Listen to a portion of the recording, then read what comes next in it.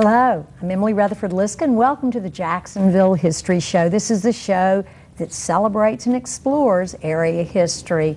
We have an exciting show, and included is from the Ritz, Adonica Toller, who's the museum assistant. We have some exciting objects that you've brought today, all related to area history. And later on the show, Adonica, we'll have friends of and actually principals of the Mander Museum and Historical Society here to talk about their most exciting project in recent years, and that's the move of an African-American schoolhouse right here in Jacksonville, Florida.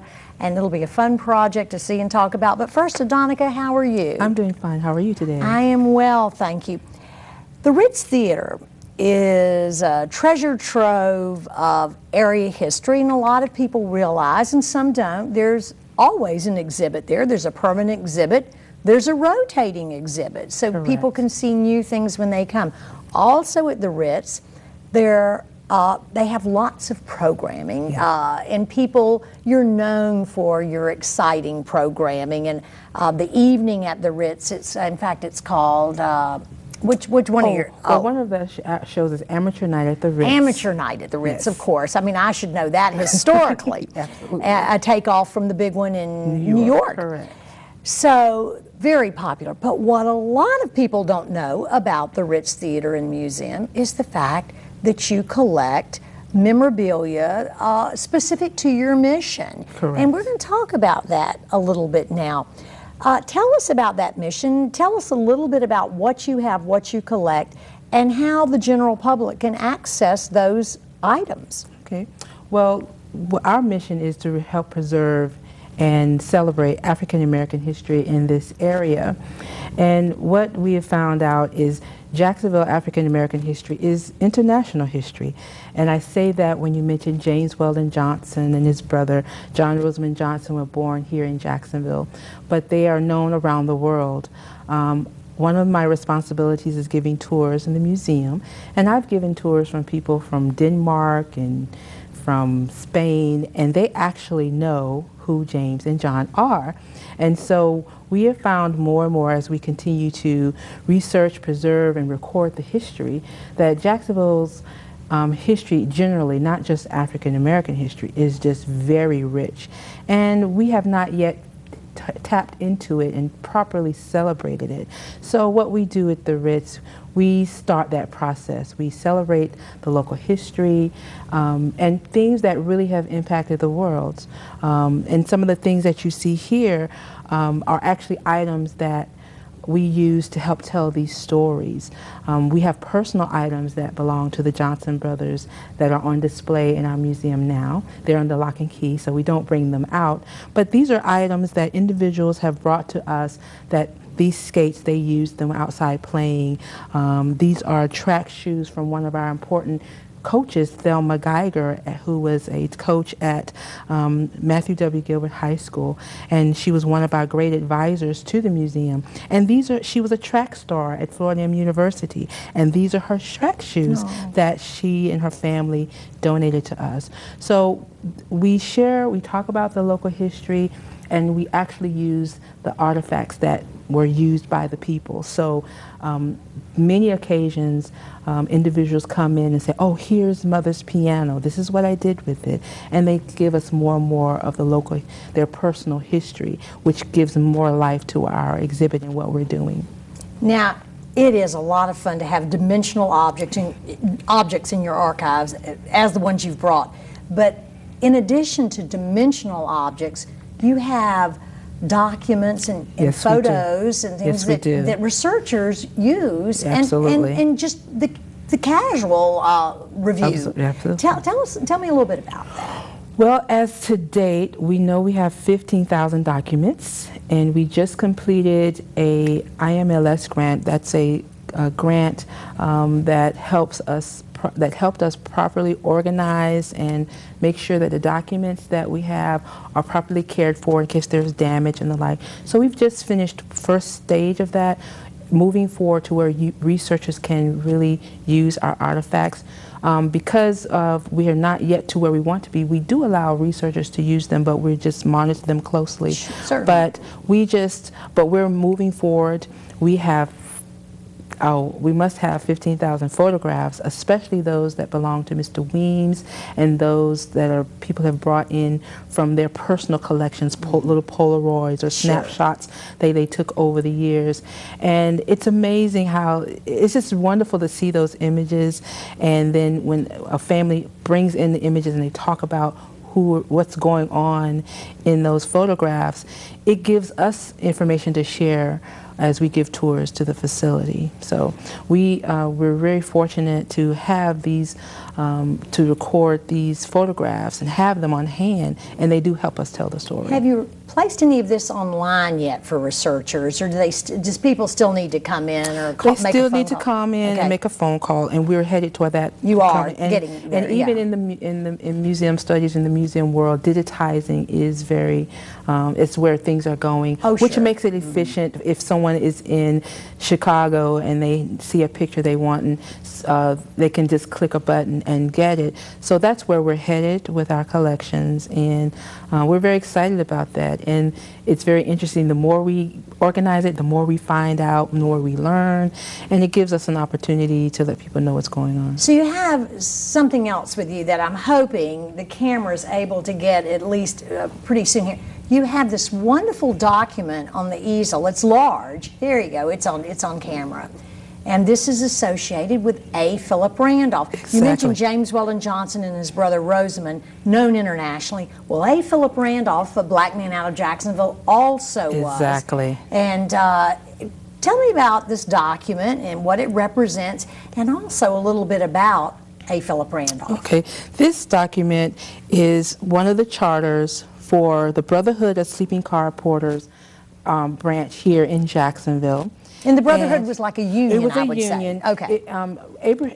A. Philip Randolph was the first black man to officially establish a black labor union that had great influence and power, and and the Brotherhood of Sleeping Car Porters was based here, had a branch here in Jacksonville. Well, this is one of the charters, and I think this is one from 1936, and the one from 1939 is now on display at the Museum of History in Tallahassee, Florida History, on display. But this actually has A. Philip Randolph's signature on it. These are the members of the organization at that time, and it would have hung in the office. And very interesting, Solly Mitchell, who was A. Philip Randolph's secretary, who lives here from Jacksonville. He's from Jacksonville. When he found out that we had this, he came running and he looked at it. He said, "This is it. This is what we had hanging up in the office here." And so he was very excited. So this is a rare document. There's only one, and of this year, so we're very excited that it wasn't lost, it wasn't thrown away. So we're really proud to have this piece. Well, I have to interrupt you to say that Jacksonville Historical Society, of course, that's the most important thing we do, is collect Jacksonville history. And I can understand and share your excitement when you obtain a rare document like that. It means so much. And it sounds as though the other document belongs to you, the one that's in the state, and it's over there in the state of Florida, in the State Museum's big civil rights exhibit they just unveiled. Exactly. Well, I know you're proud of that as well. Yeah, we're very proud. They heard about the museum, and they came and looked through the museum, and they saw, we actually have one of our Woolworth chairs is also on display there. You do. Now, when you say a Woolworth chair, you know this is where the sit-ins at the lunch counter. How did you get that chair? We also, well, it was donated to us, and we also have the original. Well, but like, who had it? There is a local resident who's a Woolworth collector. Oh. And so she had a Woolworth chair. There's a Woolworth collector. You know, don't you love this world? I love it, and because they're authentic chairs. That's terrific. And also we actually have the actual concrete slab of Woolworths She, when it was announced that the Woolworths downtown was going to be torn down, she and her husband went downtown and they dug it out of the sidewalk. Oh my. And it had been in their yard, covered up. And when we put a call out for donations, she and her husband brought the slab. It's on display. I couldn't bring that, it's very heavy. And the chairs, and she also brought dishes and glasses and things that come from This is, you know, where the peaceful sit-ins were in the late 50s, early 60s. And, exactly. And that is the site of, you know, really became a turning point in civil rights in Jacksonville, Florida. Exactly. So that's, well, how interesting. I didn't realize you had that other artifact. Now you have another one. It's very interesting. It's related to the famous sculptor Augusta Savage. And go ahead and tell about it. It's this, it looks harp-shaped from a distance, but it's much different when you start explaining it. Okay, well, Augusta Savage was from Green Cove Springs, Florida, and she was a sculptress.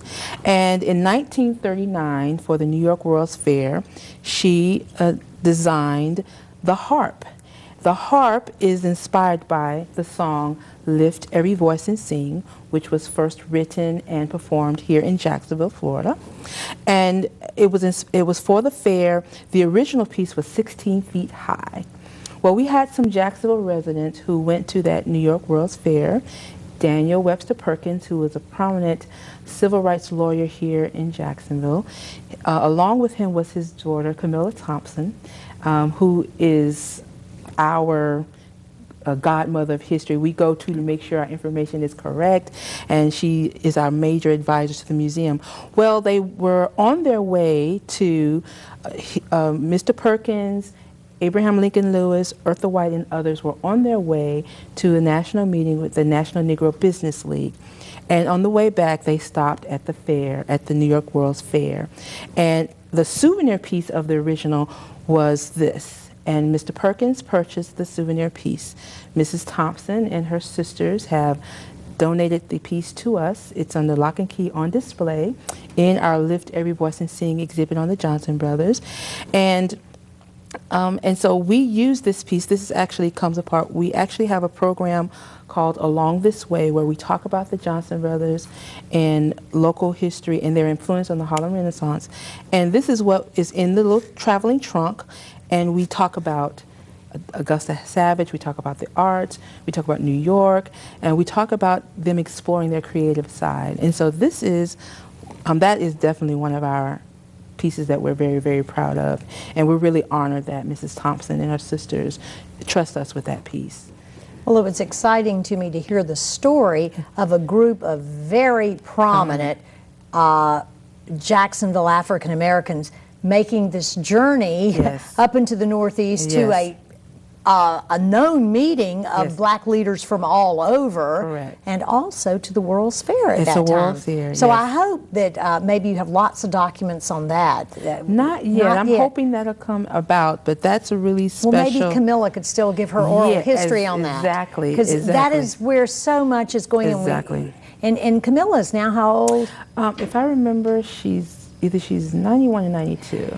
We have sharp as a tack. She is indeed. Sharp as a tack. Well, I have to ask you. We're about out of time. Okay. So, one or two things you'd like to tell us about the Ritz before we have to close. Well, we just opened a new art exhibit called Through Our Eyes. And it was actually started in 1993 by Lydia Stewart, who's now retired, and from the Ritz. And so this year I was actually the main curator for it, and I was really honored to put that up. So that exhibit is up until July 31st.